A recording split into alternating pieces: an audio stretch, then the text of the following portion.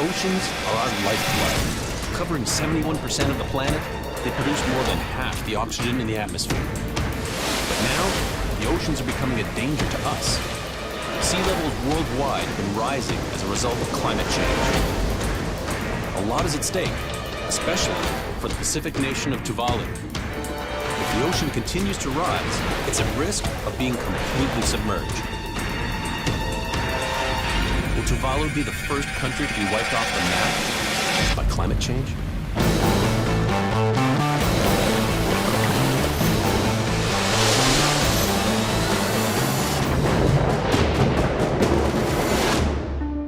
Our oceans are vast, spanning 2/3 of the planet and accounting for 97% of our water.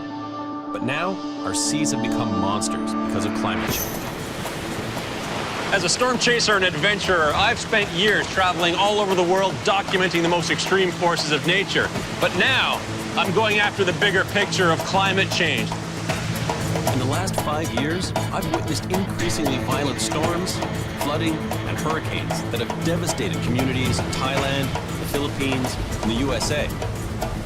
More and more, I'm seeing that much of our extreme weather is directly connected to climate change. Scientists agree that oceans are getting hotter and higher, making them unpredictable and dangerous. The last 12 months have brought some really bad news in terms of sea level rise. It's just rising fast. Now it's 3.2 millimetres a year. Places like Tuvalu and the Pacific Islands, the low-lying atoll countries, are in real trouble. I mean, they will go under the sea. At some point this century, they'll go underwater. I'm on my way to the tiny island nation of Tuvalu to investigate this firsthand. Located in the Pacific Ocean, midway between Australia and Hawaii, Tuvalu is a cluster of 9 islands.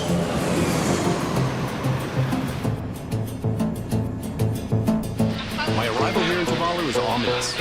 There's torrential rain and the whole area is flooded.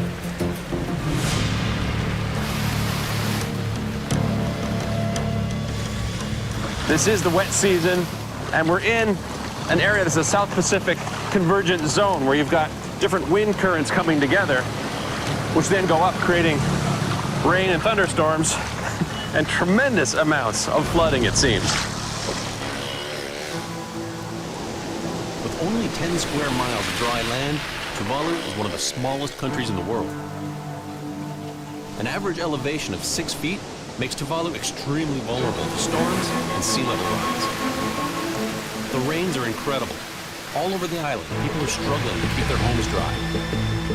Usually when this place floods out, it's from the sea, which is about 30 yards that way. Today, torrential thunderstorms, freshwater flooding. This island can't catch a break. I meet with local meteorologist Katea. So it's been a busy 24 hours for you. You've never seen this much rain in 24 hours. And we measure around 347 millimeter in one day. That sounds like something you'd get on a mountainside in a cyclone. That's history. And it's not linked to any tropical cyclone or what. I mean, it's just a rain band, a convection zone, really active right on top of Tuvalu. Just perfectly aligned right on top of the island for hours and hours and hours. Tuvalu experiences seasonally high tides that the locals call king tides. But in the last few years, these tides have been changing. We call it king tides. That's the normal high tide. The normal high tide, but it's higher than normal. If the king tide was yesterday, combined with the storm and the flooding, and maybe a little bit of surge from the storm, that would be catastrophic. Yes, of course. Because of our elevation really low, so low-lying places and coastal areas get inundated and eroded. It's not just you that's being affected, it's everyone else. It just so happens that your island is very low. Yes. So it's going to be seen here first. We are the front line.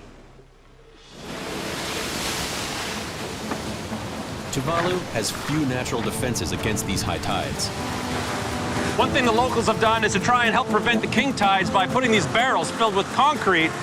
Of course, not really working so well here. A few of them been knocked down during a storm. The concept seems sound, but the implementation, I don't know.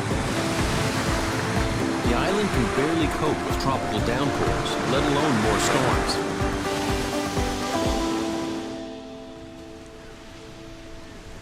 This one has finally passed. but the damage on the island is long-lasting. Yesterday there was some torrential rain like I haven't seen in a long, long time anywhere. And some of the houses here actually flooded out by that. It's not just seawater they have to worry about here, it's rainwater as well. So this place got totally flooded out yesterday? Yeah, starting at 8 o'clock last night, the water started coming in and the family were totally sleeping. They didn't know what was happening till the neighbors called out. So around about 8, the water was all over here, going inside. It was flooded everywhere. Let's take a look. Wow. Everything is up on tables. This is the first time that they have experienced this and have been evacuated. They just put up everything that are useful for the family, like the refrigerators and everything are put up high. Where did they end up going? They went up to the Tuvalu Red Cross. Like many of the houses in Tuvalu, this house is located only 160 feet from the shore. So could you imagine, with 5,000 or so people on this island, a major catastrophe? If we have a 2 meters high king tide, it will just destroy us all.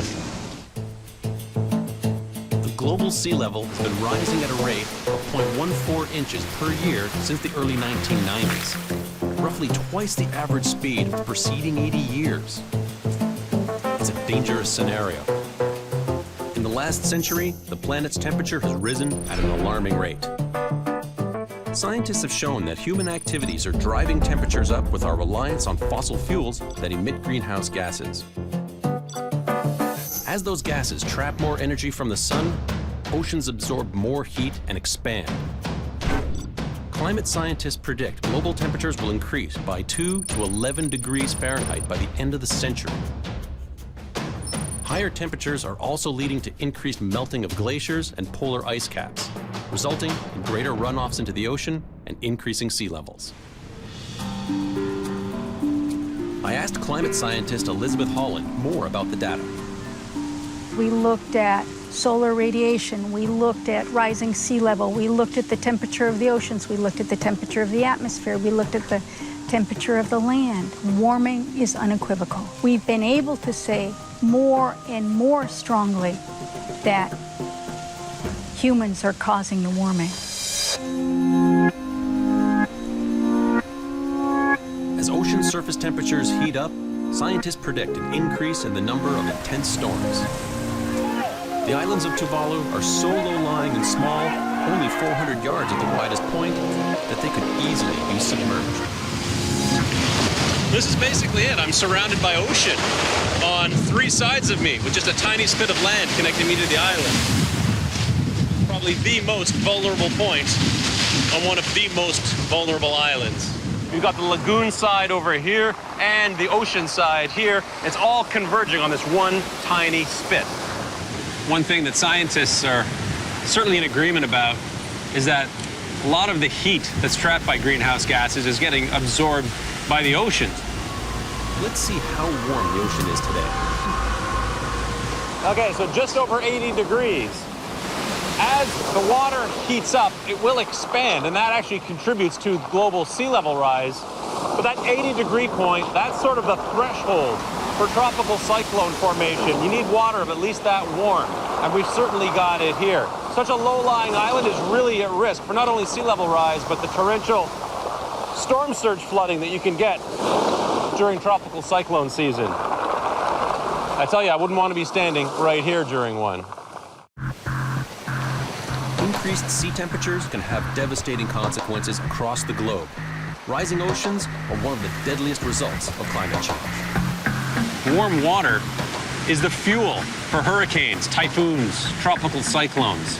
And the warmer the seawater, the more we're going to see of these storms, and particularly the strength of these storms. A low-lying island like Tuvalu is particularly at risk. Today, we've got just a regular stormy day, and already this wind-driven surge is causing tremendous waves to crash much higher than the regular high tide. So to be on this island during a cyclone, it would totally swamp the island, and they do get cyclones here. Across the globe, we're already witnessing increasingly violent storms.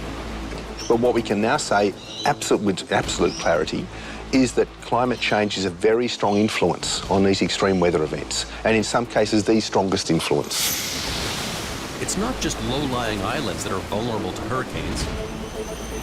New York City, which is only 33 feet above sea level, was brought to a standstill by Hurricane Sandy. I was in New York for Sandy, and even though I've been an active storm chaser for over 15 years, it is one of the most intense storms I've ever experienced. The storm surge during Sandy was 13 feet above normal. It was one of the most devastating and expensive natural disasters in U.S. history. 117 people were killed, and it cost the U.S. $65 billion. It created an unprecedented surge for that part of the world. 51 square miles of the city were flooded. That's 17% of the city landmass. More than 440,000 New Yorkers were living in the areas that Sandy flooded. I watched the storm come in from Rockaway Beach. I was able to go up onto the boardwalk, which was maybe 10 feet above the beach, and I knew that the place was going to be completely demolished. I could see the violent waves just churning away, and I knew that the winds were going to shift as the storm got further inland, and that's exactly what happened. We knew we had to get out of there, or else we wouldn't get out of there. I drove to higher ground, but all around me, whole neighborhoods in Queens and Brooklyn were underwater. Such a storm used to only happen about once every 100 years, but now we're seeing these devastating storms more and more often. Only 1 year later, on the other side of the world in the Philippines, Typhoon Haiyan hit, killing over 6,000 people. Typhoon Haiyan was probably the strongest storm to ever make landfall. It was a Category 5 typhoon that hit the city of Tacloban directly. The storm surge with that was completely devastating. It came in like a tsunami. The Philippines gets hit quite frequently. They're used to typhoons. They've never seen anything like this one. It was so devastating that it was almost beyond comprehension, the level of damage and destruction that was caused by this storm. And I think that as sea levels get warmer and higher, it's inevitable we're putting ourselves at greater risk to the wrath of these marine storms, whether it's a hurricane, a typhoon, a tropical cyclone. They're all feeding off of this warm ocean water. And the sea surface temperatures have just been going up and up and up. It's not a matter of if, but when a major coastal city like Miami or Tampa gets hit by a major hurricane. The danger on Tuvalu isn't just from these massive storms. There's also a serious threat from below.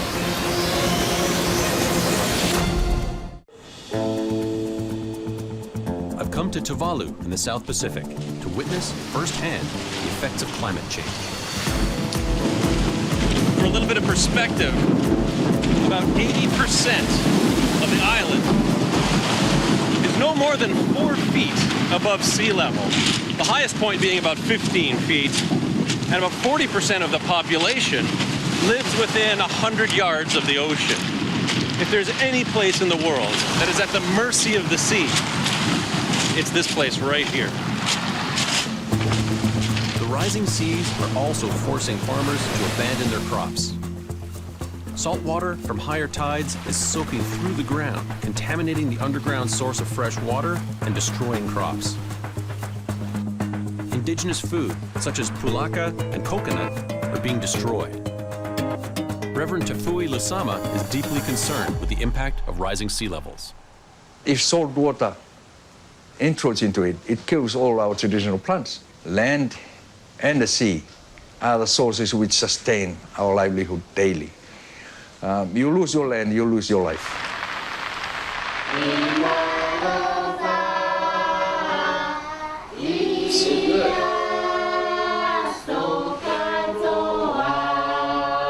Tonight, I'm joining the Tira Taula family for a traditional home-cooked meal.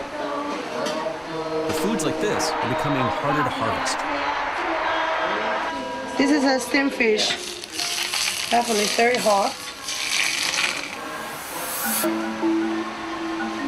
Red fruit and banana with talolo, cooked with talolo. Local foods may soon be a thing of the past.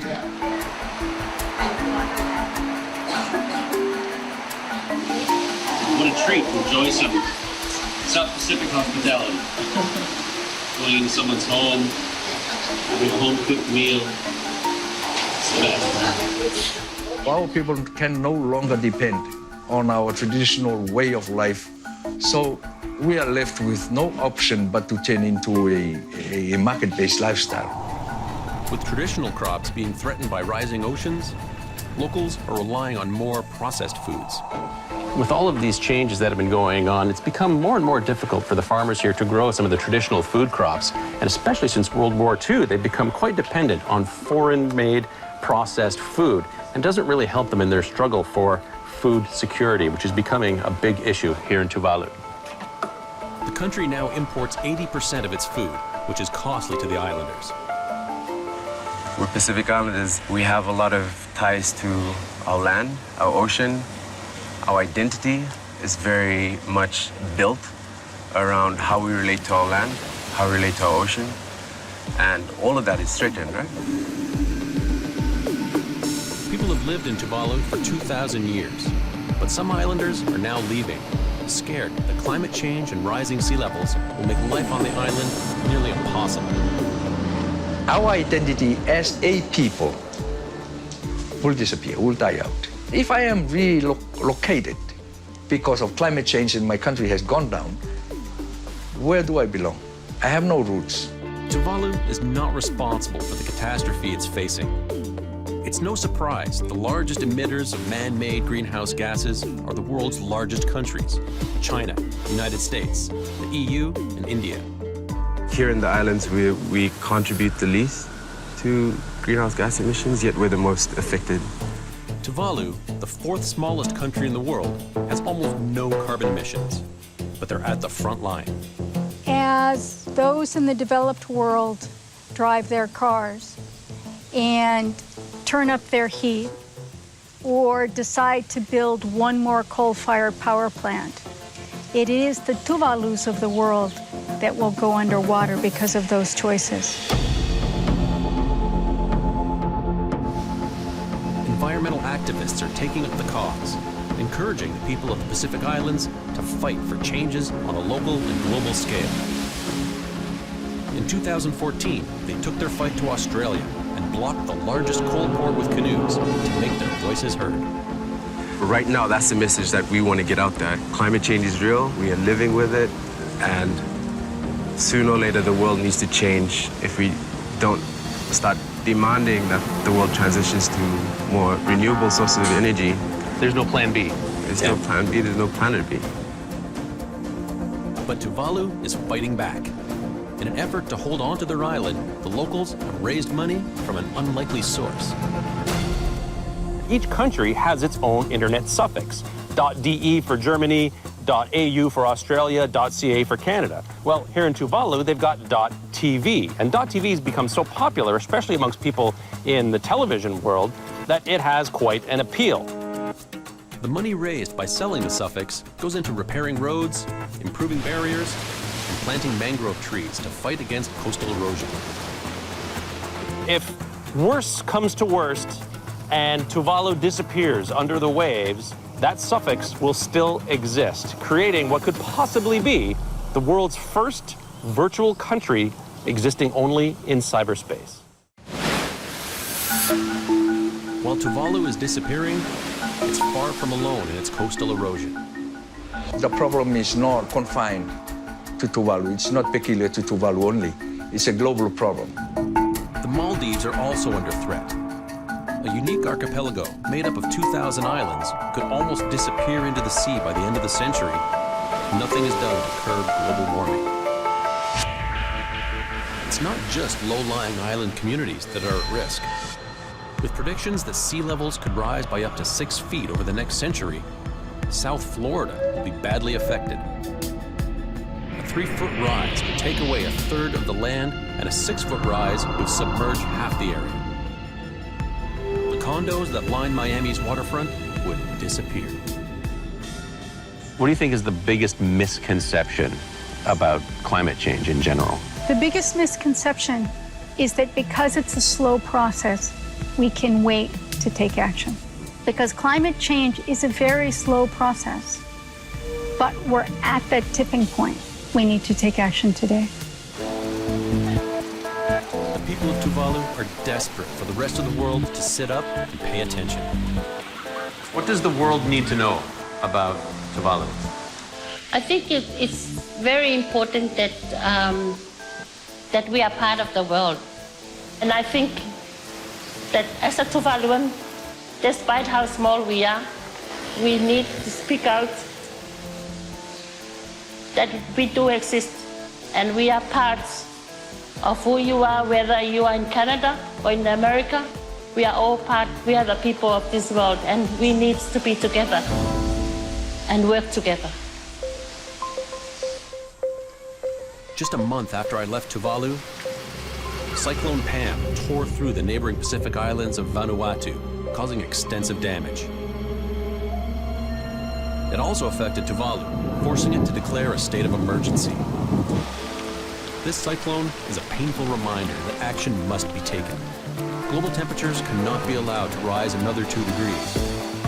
If countries around the world can find a way to reduce their greenhouse gas emissions, then Tuvalu and other countries in danger will have a fighting chance at survival.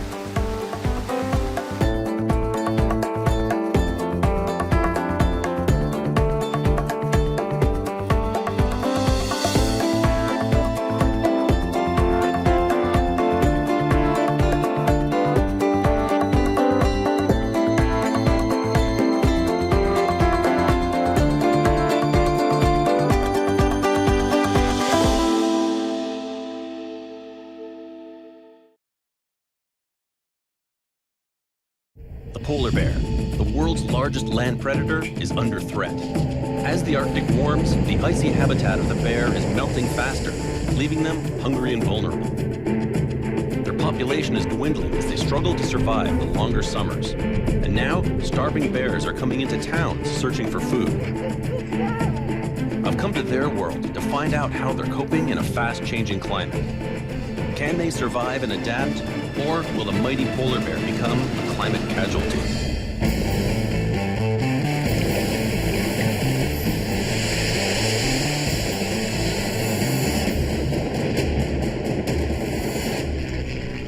I'm heading to Canada's far north, to the timberline, where trees give way to Arctic tundra, and the view of the northern lights is at its most spectacular. I'm landing in Churchill, Manitoba, the polar bear capital of the world. It's summertime here, and Arctic fox and snow geese can be seen in the rugged wilderness that's all around. Right off the coast, hundreds of beluga whales are gathering to feed and give birth to their young.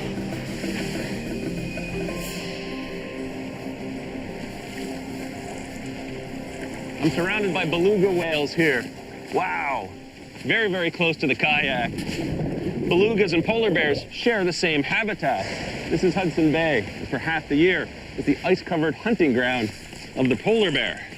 The polar bear, of course, is the Ursus maritimus, the marine bear, and they're very comfortable in the water. But this time of year, they're pretty much landbound, wandering the coastline in a state of semi-hibernation. They forage for what little food they can find while they wait for Hudson Bay to freeze over in the winter. Then they can return to their preferred habitat, the sea ice, and start hunting for seals again. But temperatures are rising worldwide, so their habitat is changing, which puts their future at risk. The Arctic regions are warming at twice the rate of the global average. Some scientists say that we could be losing 4% of our sea ice every 10 years. That could have a devastating effect on the polar bear populations. There are an estimated 25,000 polar bears in the world, and they depend on sea ice for survival. They're the most majestic animal in the Arctic, and they've evolved over a long period of time from grizzly bears to take advantage of the special and unique habitat of sea ice. It's a rich hunting ground for the bears. They almost exclusively hunt ring seals on sea ice in the winter. That's their primary source of energy. And so the sea ice becomes a very important part of the habitat of the polar bear. But now, with warmer air temperatures, the ice has been thawing earlier and freezing later in the waters around Hudson Bay. Less ice for less time means the bears are trapped on land for longer without access to the high-fat food they need. I want to find out more about how bears survive during these increasingly long summer months, so I'm joining up with Matthias Breiter, a biologist and expert in polar bear behavior. We've come 250 miles south to a favorite resting spot for southern polar bears. Matthias has been working with the polar bears here for 20 years and will try to get me as close as is safely possible to observe the bears without stressing them. All right, for our bear excursions, we've got this crazy machine. 8-wheel drive, will go anywhere, over anything. You'll notice there is no sides. There's no protection, really. A bear standing up is 10, 11 feet. He's somewhere up there. Yeah. Perfect chewing height. Perfect chewing height. We head out. The bears that are in this area are part of the western Hudson Bay population, made up of about 1,000 bears. Their habitat covers around 1,000 square miles. It's not long before a bear comes into view. We've spotted a bear. It's over by the river. It's moving this way, so we're going to go out ahead of the bear, turn off the vehicles, get out on the ground. Hopefully, the bear will come to us. So how far will they go inland? Juvenile males, 300 kilometers easily. Males, when they reach sexual maturity, they look for new places. When you're young, you test a lot of things, and mostly you screw up. But occasionally you get lucky. That sounds like my teenage years. Now, one of your specialties is getting up close to bears in the wild on foot. Some people think you're crazy. They are the largest land carnivore on Earth. The thing is that people generally are interpreting curiosity as aggression. And then if you behave wrong, you can actually turn a purely curious approach into a very dangerous encounter. With the bear in sight, we make our way towards it on foot. It's on the move. We need to play it many, safe many for our years. sake. But also, we don't want to disturb the bear. Matthias, do you think it's male or female? I think it's a male, probably 800-pound bear. As well as observing them, I want to see what the bears are feeding on during these extended warmer months to get a sense of how the loss of sea ice is affecting their health. Polar bears spend about 4 months living on land. So while they're here, we want to see what types of food they're ingesting. And the best way is to A, observe them eating, but B, examine their scat. And we can actually see what kind of nutrients they're getting, what food they're eating. I'll be taking my samples to the lab at the Winnipeg Zoo for further analysis. As we collect more and more scat, we'll have a better sense what bears have been eating. So what are they eating in the summer? There's been lots of talk about kind of switching to alternative and terrestrial food sources. So how big a role does that play? What's going into those scats? What's supporting those different bears? We know they eat grass in the summer, but with the warm months getting longer and longer, will this diet be enough for them to survive on? Gathering samples will help us find out. Right now, the bear is just curious, sitting on the sand. Now he's gonna poop. It's pooping. Fresh bear poop, yes. Of course, we have to get to it. Doesn't seem to be too interested in us, so we're gonna try and get up close to where we saw it drop that scat, so. Isn't that nice poop there? And the bear decided to stop. The bear is quite close, but as long as we don't do anything to alarm him, he should be okay. Just in case, I've got my bear banger here. Shoots off a flare. Hopefully, won't need it. This bear is too close for us to safely collect the sample right now, and it looks like it's got no plans on leaving anytime soon. There's no reason to run off. Running off takes a lot of energy. You don't want to stress them. They don't have energy to waste at this time of the year. We decide to wait it out. So the whole life of a polar bear is totally retention of energy. What's the lean times for them right now? They're very lean time. They need to conserve their energy because, for the most part, they're living off their own fat reserves stored up from last season's hunt. Should I be worried that I have a seal blubber energy bar in my pocket right now? Well, I'm 100% convinced you have anything, seal blubber, anything, this bear would be run over here. It's like ringing the dinner bell. As their fat reserves run low, the question now becomes, can the Hudson Bay polar bear adapt to survive? These scat samples will provide invaluable information, but this bear isn't making it easy. He's just hanging out.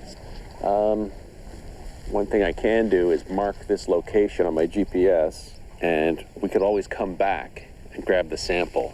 Sometimes we have limited options. So I'll just give this point a name, location. Okay, bear poop 01. We move on to look for more bears. We spot two near the vehicles. They both look very big, healthy.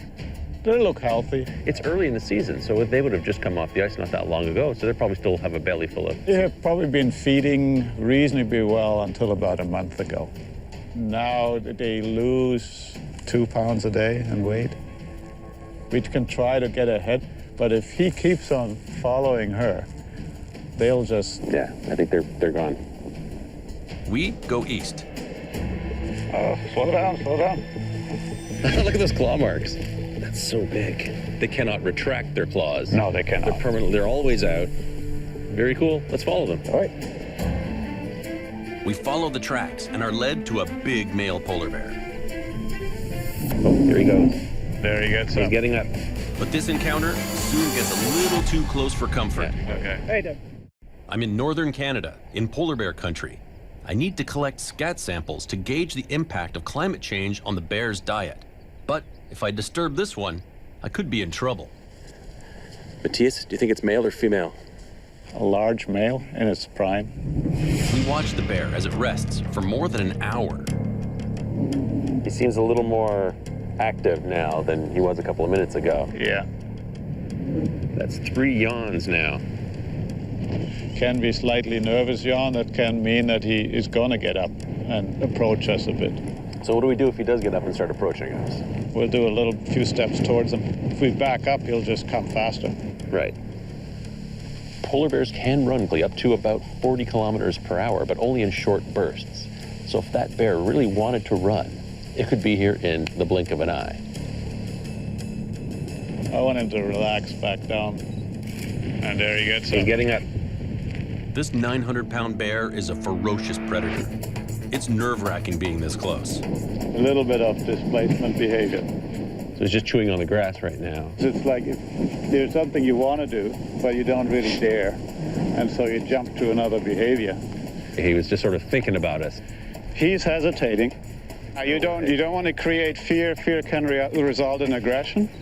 Now he's lying back down. So if I were to suddenly start running away from him, in all likelihood, he will run after you. You think so, huh? 95%. Really? Oh, here he goes. Okay. If he gets off the grass, we have to make a step towards him. Walking towards a polar bear goes against every instinct. Come on. No. If we're wrong, we could be killed. He'll try to come again. So just look big. Yeah, when he tries to hook in, I make a little step towards him. You kind of want to keep the pressure a little bit on him. Now he tries to hook again a little bit, I put a little pressure on him. That's amazing. You want to be dominant. Any kind of movement towards another bear is always dominance behavior. You're steering him away. And now he's made up his mind. He's gone. He's gone, without creating stress. My heart was racing. You've done this hundreds of times before, but I've never actively moved towards a polar bear that is coming towards me. And the male one. A big male, yeah. I mean, if you understand a little bit how bears interact with other bears, they're reasonably predictable. People just do not read their language right. With that crisis averted, we go back to collect the first scat sample. It's not just the bears of Hudson Bay that are seeing deteriorating ice conditions. It's a problem all over the Arctic. The minimum sea ice recorded in 2015 was 1.7 million square miles, about 40% less than the previous 30-year average. The global temperature that we've seen of the planet, the rise of global temperature, is about 0.7 degrees Celsius. In the Arctic, it's about 2.5 to 3 times that. And the reason for that is when you cover that surface with this white sea ice, you're reflecting all that energy from the sun back to space, so it keeps it cool. Open it up, that energy goes into the surface of the ocean and it warms things up. That's a big change. The loss of sea ice would cause a major break in the chain of life in the Arctic. Sea ice is an integral part of the Arctic food web, providing habitat for microorganisms like ice algae and zooplankton. Algae attaches to the bottom of the ice and becomes food for fish and marine mammals. Those fish sustain seals, and seals sustain polar bears. Polar bears are at the top of the food chain, but scientists are predicting that the Hudson Bay population could disappear by 2050. For now, I have the opportunity to observe them up close. It's the one spot in the world where you can see polar bears in the wild, not on the ice, so it's a really unique spot. The bear we tracked this morning Just moves further on, down. so we can safely collect the sample. Here's the scat. Was able to get the sample and out of there perfectly safely without disturbing the bear, really. Specimen bag until we get it to the zoo lab. Perfect. What we find in these samples could provide vital clues to help determine the bear's chance of survival. But getting this close to the bears is dangerous work. So she's coming right towards us. The polar bear has been broken down into 19 different regions that scientists recognize. And of those 19, 10 of them are here in Canada. So it's an excellent place to study polar bears and how climate change is affecting their population. And it's the bears here in western Hudson Bay that are the most at risk of extinction. Their southerly location means they're bearing the brunt of the effects of climate change. Their numbers have declined by 22% since the early 1980s. Over the last 30 years, the amount of time that open water season is in Hudson Bay is now about 4 weeks longer than it used to be. And there was some very dramatic observations of bears in very critical condition because they've had to fast for so long. They're not getting enough energy, and so that creates problems with mortality. In a few weeks' time, temperatures will drop and the ice will start to form on the bay. Hundreds of hungry bears will converge along the shores close to the town of Churchill in anticipation of the coming ice. And for Churchill's Polar Bear Alert program, that's a problem. So the longer it takes for the ice to form on the bay, the busier we are. Oftentimes you'll drive along this road and there will be a bear just right there. Brett Willock is taking me on one of his bear patrols. He's covering a 3-mile perimeter around Churchill, making sure hungry bears don't make it into town. The one last night, it was about 5:30 in the morning where our staff was called and they chased it away. Hundreds of bears gather on the coast, but it's usually the more desperate bears and juveniles that come into town to scavenge for food, bringing them dangerously close to people. When was the last time that someone was actually attacked by a bear and injured? 2 years ago. It can be a terrifying experience. Locals carry arms and avoid walking alone at night. In the most recent attack, 2 people were severely injured by a polar bear in the early hours of the morning. And when you're built right on the coast of Hudson Bay, it happened. Most bears are coaxed away before they make it into town, but some become problem bears, and Brett and his team have to trap and relocate them. He shows me one of his traps. Right now we're only using the one. And how many bears do you trap per year, approximately? It depends on how many bears are around. Yeah. It could be 30 bears, it could be 70 bears.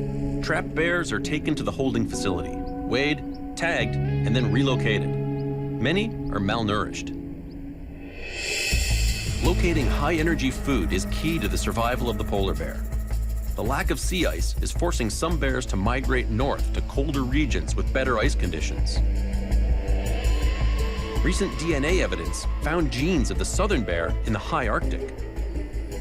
We can probably expect to see either loss or much lower numbers of polar bears in places like Manitoba, and then maybe higher densities of polar bears in Grise Fiord or places that are really in the high Arctic. But if polar bears can find new food sources, there may be hope for the population here. We head back out along the coast to see more bears and collect more samples. Not far down the beach, we encounter a sow and her cub. The mother and cub keep wandering sort of west along the coastline. They're Warmer watching us weather the for whole Hudson time. Bay has another catastrophic impact on females and their cubs. Increased spring rains can collapse their maternity dens, reproduction rates are down, and cub mortality is up for the Hudson Bay bears. So you could see the sniffing. Yeah. Now she's coming right into the scent, coming right towards us. She'll never come all the way up. No. Their priority is to keep the cub safe. Bears are opportunists, so curiosity is exceedingly important when finding new food sources. So that is just their nature. They're curious. Always keep a look around, you never know. There could be a bear lying anywhere in the bushes and catching our scent. And you'd never see it until, you know. It's as far as she wanted to come. While we observe them walking the tide line, we get lucky. They're both pooping? Both of them pooped simultaneously. It was like a synchronized pooping. We wait till it's safe to go in and get the sample. Really fresh. I'll just mark this. Awesome. On our way back, we see a polar bear finishing off what looks like the remains of a snow goose. We know that a handful of polar bears have been spotted hunting and catching caribou and eating berries as black bears do. But are they making a real transition to more land-based foods, or are these just opportunistic meals? Our next step will provide the answers. We're heading to Winnipeg to have the scat analyzed and find out if the Hudson Bay polar bears can be adapting to a swiftly warming climate. With scat samples in hand, we arrive at the lab at the zoo in Winnipeg to find out if the Hudson Bay polar bear population has a future. Let's take a look at this. We got a bunch. We pull out all the samples for Dr. Yes, Peterson this is and the log male. them. Female. We just have to make sure that we switch gloves between samples, just in case we're going to use these for genetic analysis. He loads the first sample into the microscope. There's been lots of discussion about summer food sources, bird species and stuff, so I'm always curious to see if something like that shows up. Goose eggs. Yeah. He analyzes and compares each sample. Yeah, pretty consistent. I don't know. It looks much the same as the other ones. Grass. I don't see anything else in there. It's salad, which is totally not what you think of when you think of a bear. Every sample we analyzed was composed of a grass called sedges. The grass gives them liquid, but no nutrients. The longer they eat grass, the more their body condition deteriorates. So the idea that polar bears will be able to adapt to life on land without sea ice is really not practical. No, but we're not going to see all the polar bears shift over to grazing and these other food sources in a short time period. Ultimately, polar bears need to be out on the ice getting seals, and if they're not getting to it, or they're getting to it for fewer weeks or fewer months, it's going to have big, like, population level impact. Without the ability to adapt to new food, the future for many polar bears is looking bleak. At the current rate of climate change, even the most northerly sea ice will melt completely in the summer, and the polar bears will have nowhere left to go. For the first time, an animal at the very top of the food chain could be wiped out by climate change. It's up to everyone, individuals, companies, and countries, to continue to reduce the causes of climate change and save the polar bear.